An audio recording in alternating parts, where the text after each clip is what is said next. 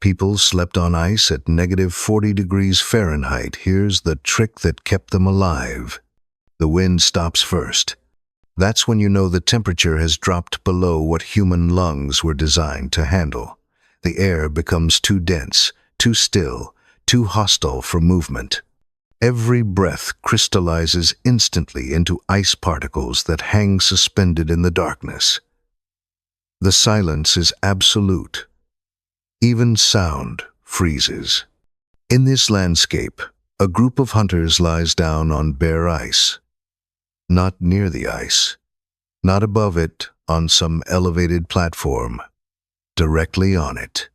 Their bodies separated from crystalline water by nothing more than animal skins. The ice beneath them is 6 feet thick.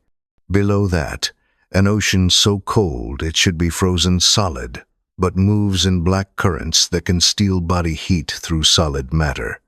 The temperature is 40 degrees below 0 Fahrenheit. At this temperature, exposed skin freezes in under 5 minutes. Frostbite becomes necrosis. Necrosis becomes amputation or death. Your exhaled breath can freeze your eyelashes shut. Sweat becomes a death sentence. These people are spending the night here, not in an emergency.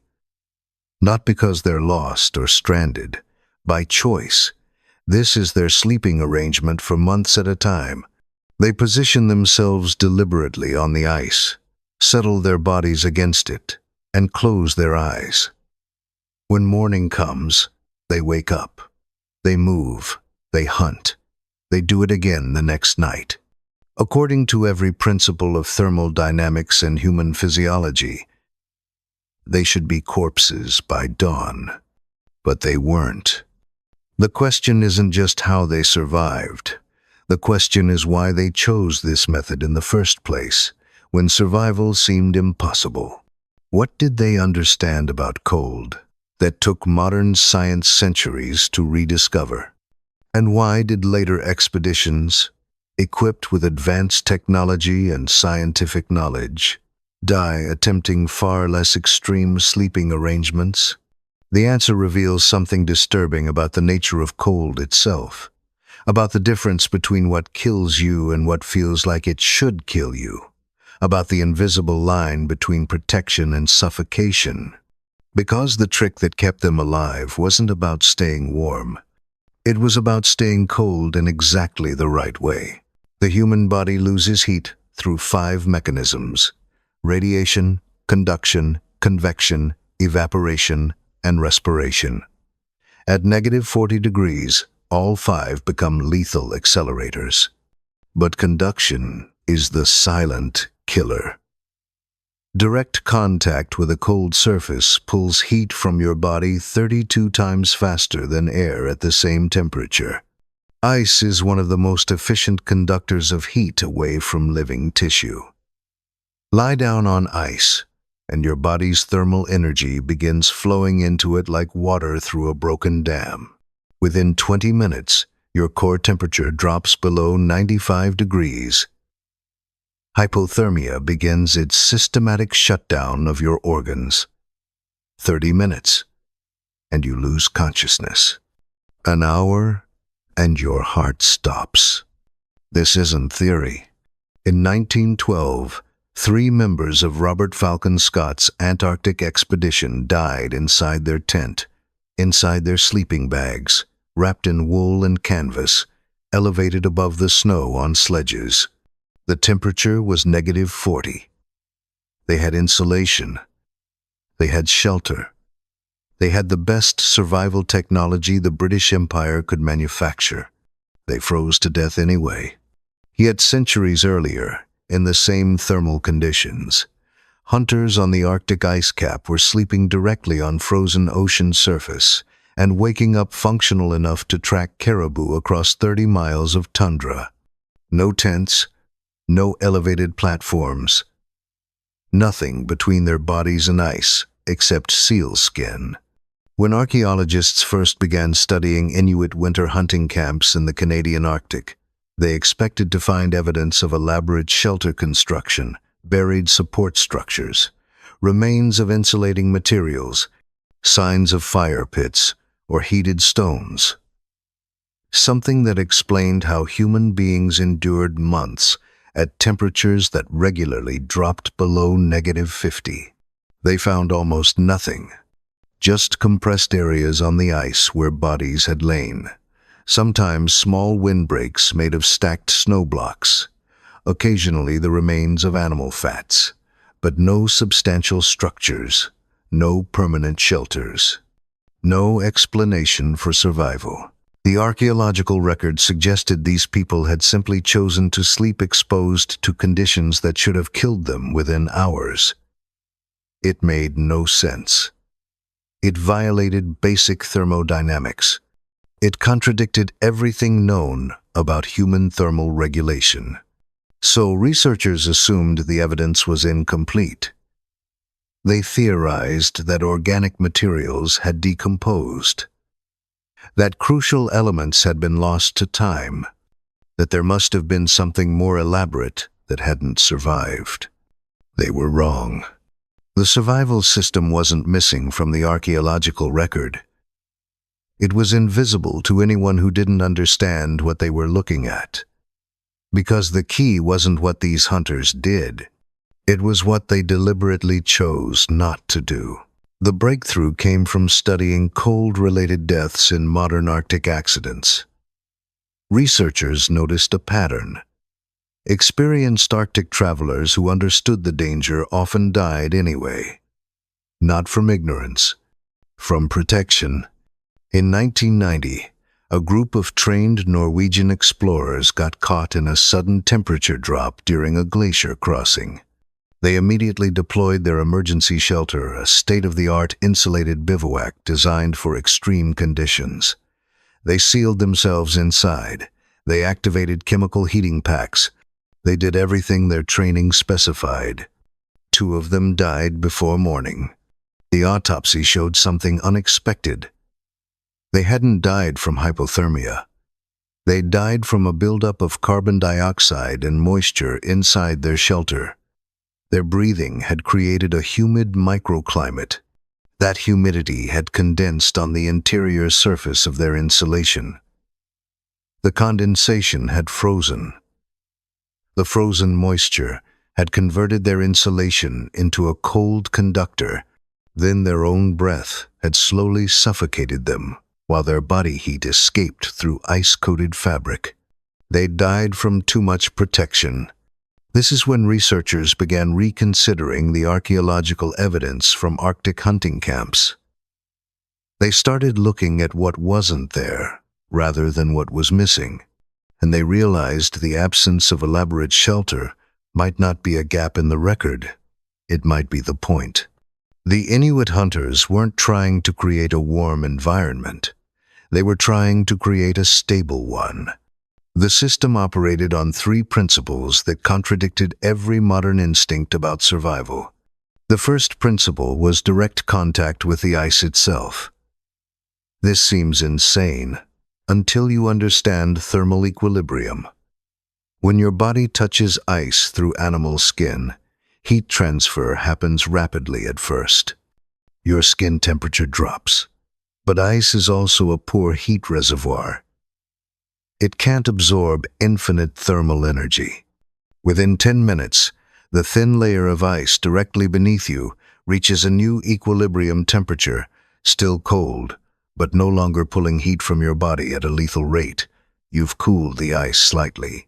The ice has cooled you significantly, but the transfer stabilizes. This only works if you stay absolutely still. Movement breaks contact. New ice surface touches your skin. The transfer cycle restarts, so these hunters learned to remain motionless for hours. Not shifting, not adjusting, barely breathing. They trained their bodies to sleep without movement, the way you might train yourself to hold your breath. The second principle was moisture management through exposure. In any enclosed space, human breath creates humidity. That humidity has to go somewhere. In modern shelters, It condenses on the coldest surface, usually the interior walls, where it freezes and creates ice barriers that trap more moisture and accelerate heat loss. But if there's no enclosure, humidity disperses instantly into the open air. It never accumulates. It never condenses. It never becomes ice that conducts heat away from your body. The Inuit solution was radical simplicity. No tent, no walls, no ceiling. Just a small windbreak, maybe 3 feet high, that blocked the worst of the wind but allowed breath vapor to escape into the atmosphere. They sacrificed the psychological comfort of enclosure for the physical necessity of moisture elimination. Every exhaled breath vanished into the darkness before it could freeze. The third principle was using cold itself as insulation. This is the counterintuitive element that modern science initially rejected. Animal furs and skins contain thousands of tiny air pockets between the fibers. In moderate cold, these pockets trap warm air and create insulation. But at -40, something different happens. The moisture in those air pockets, even microscopic amounts, freezes solid. The frozen moisture fills the gaps between fibers.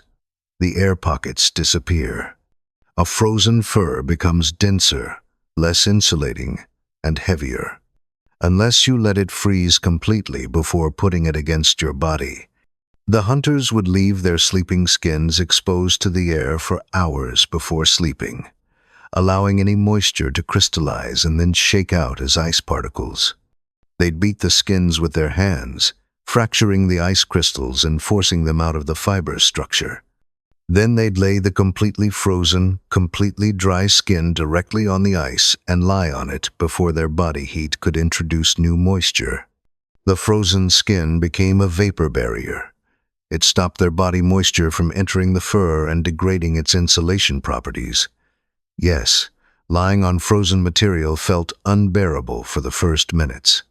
But once thermal equilibrium was established, the frozen barrier maintained a stable microenvironment between the ice below and the dry furs above. They were sleeping in a thermal sandwich. Frozen ice below. Frozen skin as a barrier. Dry fur above. Their own body heat barely escaped the system because there was nowhere for moisture to accumulate and create a thermal bridge. It worked because they understood that moisture, not cold, is what kills you in Arctic conditions. Historians discovered journals from 19th century European explorers who'd witnessed this sleeping method and tried to replicate it. They failed consistently, not because they lacked the materials, but because they couldn't overcome their instincts. A French expedition in 1868 attempted the ice sleeping technique in northern Canada. They used caribou skins. They avoided enclosed shelters. They positioned themselves on the ice exactly as they'd observed Inuit hunters doing. 3 died in the first week. The survivors abandoned the method and built insulated tents. 2 more died from moisture buildup. The remaining explorers eventually succeeded by adopting a hybrid approach, but only after watching an Inuit guide demonstrate the crucial elements they'd missed. The difference was movement. European sleepers instinctively shifted position during the night. Every adjustment broke thermal equilibrium. Every movement exposed new skin to ice. Their bodies never stabilized. They fought the cold all night, instead of accepting it. The other difference was fear. Anxiety increases metabolism and respiration. The Europeans were terrified of freezing to death, so they breathed faster, produced more moisture, and generated more metabolic heat that needed escaping. Their fear created the exact conditions that made survival impossible. The Inuit hunters had no such fear. They'd been sleeping this way since childhood. They understood viscerally that the ice wouldn't kill them if they remained still and dry. So they slept deeply, breathing slowly, their bodies in a state of controlled hypothermia that conserved energy rather than fighting an unwinnable battle against the environment. They'd learned to trust the cold. This trust had costs. Minor frostbite was common. Chronic exposure led to circulatory problems in middle age.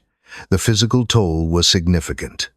But the alternative burning energy to stay warm was impossible to sustain in an environment where calories were scarce and hunting required immense physical effort. They chose controlled damage over systemic failure. Modern military cold weather training now incorporates elements of this approach. Special forces operating in Arctic conditions learn to manage moisture before managing warmth. They're taught that staying dry matters more than staying warm. That a wet soldier in insulated gear will die faster than a dry soldier in minimal clothing. But even modern training can't replicate the psychological adaptation these hunters developed. The ability to lie motionless on ice in absolute darkness, trusting that stillness will save you, goes against every survival instinct mammals possess. It required generations of cultural knowledge passed down through childhood conditioning. By the time you were old enough to hunt, you'd already spent winters sleeping on ice. Your body knew the rhythm. Your mind didn't question it. Try teaching that to an adult, and their nervous system rebels. The shivering starts, movement begins, equilibrium breaks, death follows. The deeper lesson isn't about cold. It's about systems thinking. The Inuit solution worked because every element reinforced the others. Direct ice contact stabilized temperature. Minimal shelter eliminated moisture. Frozen barriers prevented vapor transfer. Stillness maintained equilibrium. Each component seemed wrong in isolation. Together, they created survival. Modern survival gear tries to solve each problem separately. Insulation for heat, waterproofing for moisture, structure for wind. But separate solutions create new problems at their boundaries. Where insulation meets waterproofing, condensation forms. Where structure meets wind, dead air becomes humid air. The system fails at its connections. The ice sleeping method had no boundaries. It was one integrated response to multiple simultaneous threats. Nothing was optimized. Everything was sufficient. That's the trade-off civilizations make when they choose technological complexity. Each improvement in comfort creates a new vulnerability. Each specialized solution demands another specialized solution to address its limitations. Eventually, you need heated tents and moisture-wicking fabrics and vapor barriers and ventilation systems just to do what a frozen seal skin accomplished through pure simplicity. Neither approach is superior. They're different responses to different constraints. If you have abundant fuel and materials, build a heated shelter. If you have nothing but animal skins and ice, embrace the cold itself as your ally. But understand this: the people who slept on ice at -40 weren't primitive. They weren't making do with less. They'd solved a problem so elegantly that their solution became invisible. So simple, it looked like nothing at all. The archaeological record was always complete. We just didn't recognize the answer when it was staring at us from empty ice.